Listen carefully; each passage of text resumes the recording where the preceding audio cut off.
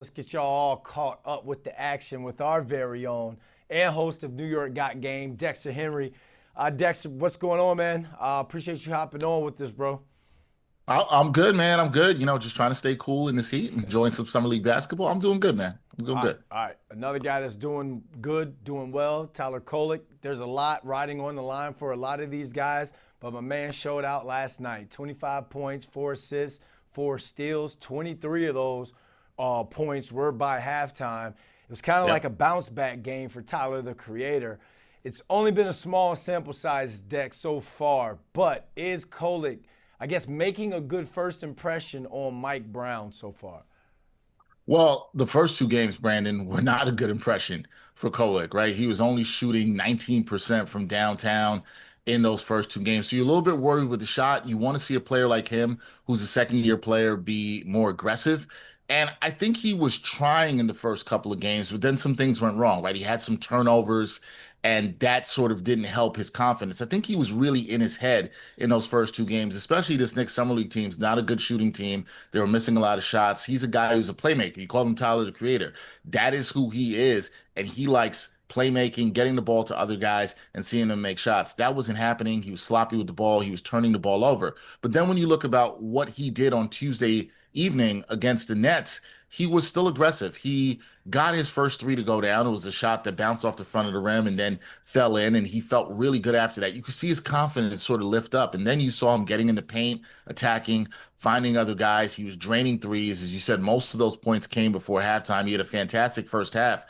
I think what you don't want to take too much from Summer League, Brandon, but I think when you do see the struggles he had in the first game and how first two games, excuse me, and then how he bounced back in the third game, that's the kind of fight you want to see from a second year player, because what you want to see from those guys at Summer League is to dominate. And he did that in the first half. So I think that's going to make a good impression on Mike Brown. I think the coaching staff is going to look at that and say, hey, he struggled, but he showed us resiliency in bouncing back. Now you want to see him finish strong in the fourth game, but it's a good start to that towards making an impression on Mike Brown and the coaching staff. I love it. A true professional can handle adversity, and that's what Tyler kind of did, and all eyes are going to be on him.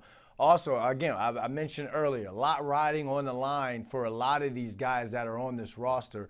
Marjan Beauchamp had himself a solid night, 25 and 5.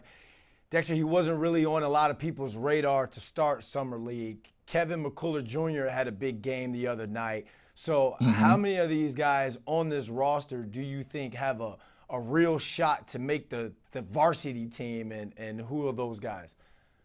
Yeah, Marjon Beauchamp, glad you mentioned him because he had a really interesting game against the Nets too. He started off struggling from the three-point land. He wasn't hitting a shot, and then he figured some things out. He started attacking the rim, and he was finishing at a good rate. And for him, a guy like him, Summer League's really important. He's been traded multiple times. This is kind of him fighting for survival in the league right now. Is he going to stay in the NBA? And he's really trying to get a roster spot. So he's one of those guys you're talking about, Brandon, that really needs this to go well for him. And he needed a good game, and he had it there. So you have to like what you saw from him there. You also talked about Kevin McCullough Jr., who had himself a 30-piece on Sunday evening. That was huge for him. He's a guy who the Knicks like with a lot of upside. Was a second round pick last year. Didn't get to play much due to injury. We know about his offensive potential that we saw at Kansas. He's a guy who can shoot. You'd like to see him be a sort of a 3-and-D guy. He showed you a lot of what he could do with the ball in his hands. So he's another guy. I think both those guys I mentioned, Marjon Beauchamp and Kevin McCullough Jr., they're guys who have fringe shots in making this roster. Could they be a two-way player?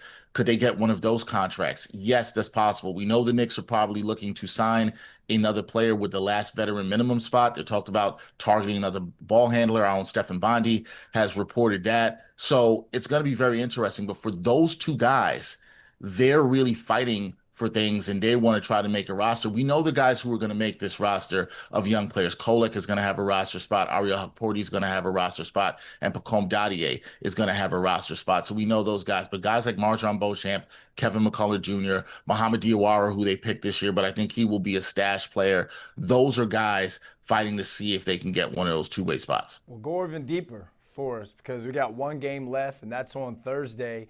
You mentioned Beauchamp and McCullough Jr. Who are some other guys that need to have a big night on Thursday night, or detail what those guys need to do in order to kind of put some good things on tape to close out Summer League? Well, you're always going to want the guys I mentioned, right? The guys who are fighting to try to stay in the league, that want to get those guaranteed contracts or those two-way contracts, like the Marjon Beauchamps, like the Kevin McCullough Juniors. But I also will add the ones who are guaranteed roster spots still need to show out on Thursday night. So that means Tyler Kolek. You have to build upon that 25-point performance that you had. And one of the things I liked from Kolek was also he was able to get in the passing lanes, and he had 4 steals in that game. If Pacome Dadier plays, I know he has a sprained toe issue and they probably will sit him out. You want to see if he can dominate and have a game like you saw from Kolek on Tuesday night. And then Ariel Hakporti, who I think was more of a force in the second game, can he still block shots, get rebounds, set good picks? He's been an intimidator the last 2 games in rejecting some shots. You want to see more of that from him.